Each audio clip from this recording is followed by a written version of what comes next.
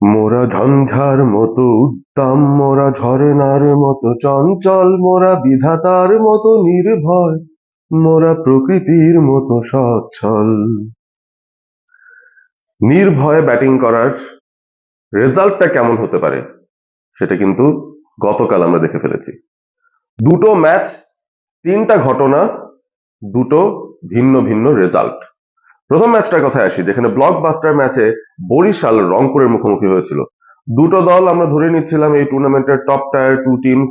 দুটো দলই জয়ের ধারায় ছিল। বরিশালের আগে 4 ম্যাচে 3টা জিতেছে, রংপুর তো 5 ম্যাচে 5টাই জিতেছে। হাই ভোল্টেজ একটা গেমের অ্যান্টিসিপেশন ছিল সিলেট ইন্টারন্যাশনাল ক্রিকেট স্টেডিয়ামে, এবং সেখানে বরিশাল বিশাল একটা রান প্রথমে সংগ্রহ করেছিল, এবং প্রায় 200 রান যখন চেস করতে হবে তখন মনে হচ্ছিল আজকে বোধহয় রংপুর রাইডার্স তারা পেরে উঠতে পারবে না, কারণ 197 রান সেটাকে আবার চেস করে জিততে থাকা very very tough, very difficult. এবং সেই জায়গাটায় রংপুর রাইডার্স মোটামুটি রান রেটের সঙ্গে নিজেদের মানিয়ে নিয়ে এগিয়ে যাচ্ছিল। তবে প্রিভিয়াস ম্যাচের যারা হিরোরা ছিলেন তারা কিন্তু সেভাবে ক্লিক করতে পারছিলেন না। অ্যালেক্স হেলসের কথা বলতে পারি, সাইফ হাসানের কথা বলতে পারি। নির্ভীক ব্যাটিং করেও তারা কিন্তু সেই দিন সফল হননি, এবং একটা পর্যায়ে মনে হচ্ছিল ফরচুন বরিশাল বোধহয় এই ম্যাচটা জিতে যাচ্ছে এবং সেই সাথে প্রতিশোধটা নিয়ে নিতে পারবে এই রংপুর রাইডার্স এর বিরুদ্ধে, যাদের সাথে তারা প্রথম ম্যাচটায় ঢাকা ফেজে হেরেছিল। তবে শেষ ওভারে যখন প্রয়োজন 26 রান, নুরুল হাসান সোহান যখন স্ট্রাইকে আছেন, তার আগে একটা ঘটনাও তিনি ঘটিয়ে ফেলেছিলেন। শেখ মেহেদীর সাথে ব্যাট করার সময় শেখ মেহেদীর একটা শট, সেটা ফাহিম আশরাফ ক্যাচ নিতে যাবেন, সেই মুহূর্তে নুরুল হাসান সোহান নন স্ট্রাইকিং এন্ড থেকে দৌড়ে এসেছিলেন এবং ফাহিম আশরাফের সঙ্গে একটা ধাক্কা তার লেগে যায়। সেটা আপিল করা হয় বরিশাল এর পক্ষ থেকে, এবং আম্পায়াররা ভালো মতন দেখে সিদ্ধান্ত নেন যে নুরুল হাসান সোহান অবস্ট্রাক্ট করেছিলেন, আশরাফকে ক্যাচটা নিতে দেননি, সে কারণে আউট হয়ে গেলেন নিয়ম মেনে শেখ মেহেদী।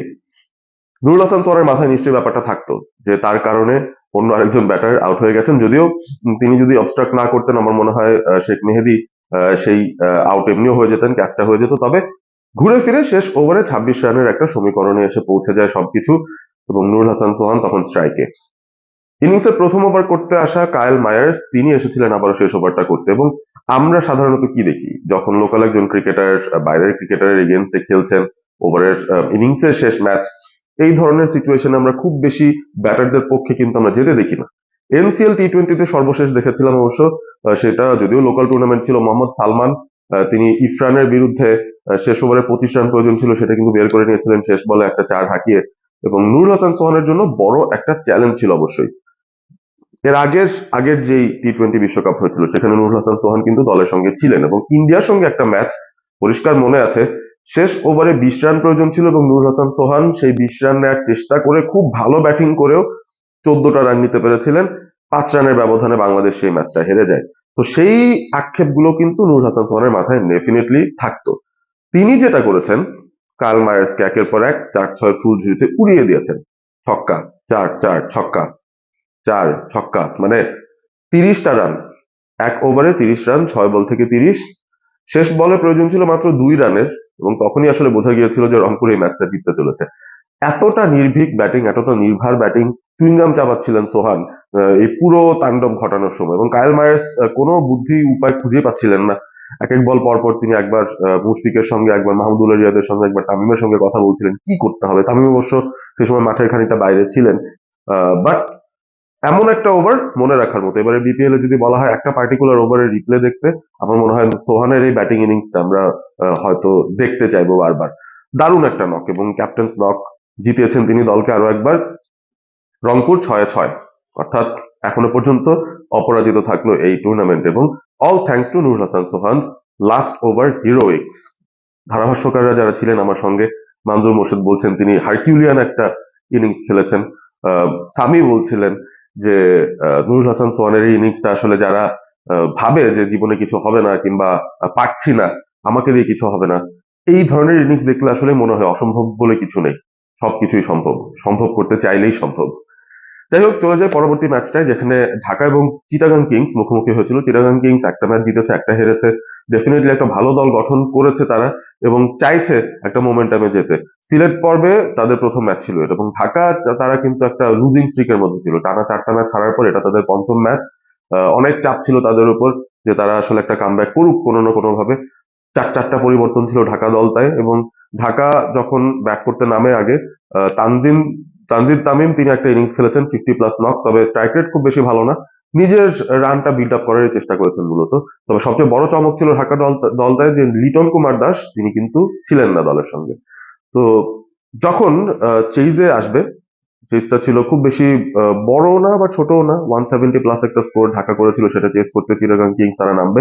ঢাকার ইনিংসের 170টা আসলে হতোও না, সেটা হয়েছে শেষ 5 ওভারে 74 রান এসছে। বা আমরা যদি বলি 9 ওভারের পর থেকে একটা ভালো ফেজ ঢাকার গিয়েছে, সেই জায়গাটায় আসলে মূল কাজের কাজটা করেছেন সাব্বির রহমান। আগের ম্যাচে সাব্বির রহমান ভালো করতে পারেননি, তার আগের দুটো ম্যাচে তো তাকে দলেই ঢোকানো হয়নি। এবং হেড কোচ যিনি ছিলেন ঢাকা ক্যাপিটালসের, খালেদ মাহমুদ সুজন, তিনি বলছিলেন যে সাব্বিরের খানিকটা ডিসিপ্লিনারি ইস্যু ছিল বা তিনি ট্রেনিং এ আসেননি, সেরকম কিছু তিনি বলার চেষ্টা করেছেন। এবং এ কারণে নাকি সাব্বির দলে ছিলেন না। তো প্রথম ম্যাচেও যখন তিনি অফ ফর্মে ছিলেন, অফ কালার ছিলেন, অনেকেই হয়তো ভাবছেন মাত্র 30-31 বছর বয়সে এই সাব্বির কিভাবে ফুরিয়ে গেলেন, সময়টা তো সামনে পড়ে আছে, কামব্যাকের কোনো সুযোগ কি আছে কিনা, একটা স্বপ্ন দেখেন সমর্থকরা সাব্বিরকে নিয়ে। এবং সাব্বির আসলে কাল্ট ফেভারিট বলতে হবে। আমি সিলেটের গ্রাউন্ডে বারবার ছাদে যাচ্ছিলাম, ছাদে গিয়ে দেখার চেষ্টা করছিলাম যে আসলে সিলেটের দর্শকদের রিয়াকশনটা কেমন হয়। অনেক ফ্যান বেস রয়েছে, বিশাল একটা ফ্যান বেস রয়েছে সাব্বির রহমানের। যতবার তিনি স্ট্রাইকে আসছিলেন ততবারই আসলে সবচেয়ে বড় যে আওয়াজ সেটা কিন্তু আসছিল। সুতরাং তাকে দেখার জন্য, তার ভালো ব্যাটিং দেখার জন্য সমর্থকরা এখনো মুখিয়ে থাকেন। 2015, 16, 17, 18 সেই সাব্বিরকে তারা খুঁজে পেতে চান। তো সাব্বির যখন নামলেন ব্যাটিং এ, তিনি শুরুটা একেবারে ভালো করতে পারেননি। 6-7 বল খেলেছেন, 3-4টা রান করেছেন। আজকেও দেখে মানে বাউদিনও দেখে মনে হচ্ছিল যে তিনি বোধহয় ইনিংসটা সেভাবে বড় করে ফেলার আগেই হয়তো আউট হয়ে যাবেন। ফর্মে নেই, ছন্দে নেই, টাইমিংটা ক্লিক করছে না। তারপর সেখান থেকে তিনি শুরু করলেন ছক্কা মারার বৃষ্টিটা, ছক্কার বৃষ্টি নামা শুরু হয়ে গেল। 1টা 4, 9টা ছক্কা। একটা পর্যায়ে সাব্বির শুধু ছক্কাই মারছিলেন।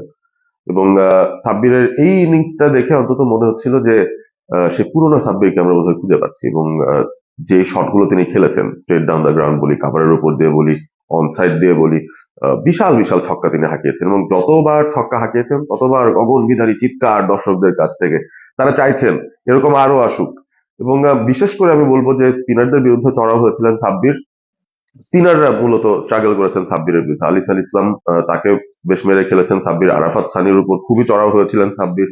তো স্পিনাররা এমনিতেই গ্রিপ করতে সমস্যায় পড়ছিলেন, কারণ মাঠে যথেষ্ট পরিমাণ কুয়াশা ছিল, বল গ্রিপ করতে সমস্যা ছিল বোলারদের, ঠিক স্পটে তারা বল ফেলতে পারছেন না, বলটা টার্নও করছে না, ঘুরছেও না দিনের ম্যাচের মতো। তারপরেও 33 বল থেকে 83 রানের একটা ইনিংস, সেটা অবশ্যই এবারে বিপিএল এর সেরা কুইক ফায়ার নকস গুলোর মধ্যে একটা থাকবে। এবং একটা ছোট্ট আশা আবারও জাগাচ্ছে যে সাব্বির যদি কনসিস্টেন্টলি এই কাজটা করতে পারতেন, তাহলে এখনো বাংলাদেশ জাতীয় দলকে হয়তো দেওয়ার তার অনেক কিছু ছিল। যাই হোক, অনেকগুলো ঘটনা, 2টা 3টা স্পেশাল ইভেন্ট, সব মিলিয়ে সিলেট পর্বের আরো একটা দিন কেটেছে বিপিএল এর। এবং শেষমেশ দল হিসেবে জয় পেয়েছে রংপুর এবং সেই সাথে চিটাগং কিংস, যারা সেই রানটা অবশ্য চেস করে নিয়েছিল। ঢাকা ক্যাপিটালস সাব্বিরের এই মহাকাব্যিক, এই হিরোইক ইনিংস এর পরও কিন্তু ম্যাচটা জিততে পারেনি। ঢাকার হারের বৃত্ত এখনো বড় থেকে বড় হচ্ছে, আর অন্যদিকে রংপুর রাইডার্স তারা যেন হাঁটতেই শেখেনি। বিপিএল আরো কিছু ভালো ভালো জিনিস আমাদেরকে উপহার দিবে সামনে, আশা করতেই পারি সেটা। এবং যত বিজনেস এন্ডের কাছাকাছি আমরা ঘনিয়ে আসবো, যেখানে আসলে গ্রুপ স্টেজের খেলাগুলো বা রাউন্ড রবিনের খেলাগুলো শেষের পথে থাকবে, নিশ্চয়ই ইকুয়েশন গুলো নিয়ে আপনাদের ইন্টারেস্ট বাড়তে থাকবে। সেই ইকুয়েশন গুলো নিয়ে অবশ্যই ফিরবো, এবং দৈনিক কি কি হচ্ছে না হচ্ছে, ইম্পর্টেন্ট কোনো ইভেন্ট যদি হয়, ইম্পর্টেন্ট কোনো ঘটনা হয়, আমি আপনাদের জানার চেষ্টা করব। আমার ক্ষুদ্র জ্ঞান থেকে কিছু একটা বলার চেষ্টা করবো আপনাদেরকে। রয়েছেন অলস্পোর্ট এবিপির সঙ্গে। Stay Assam, stay all sport with all sport ABP.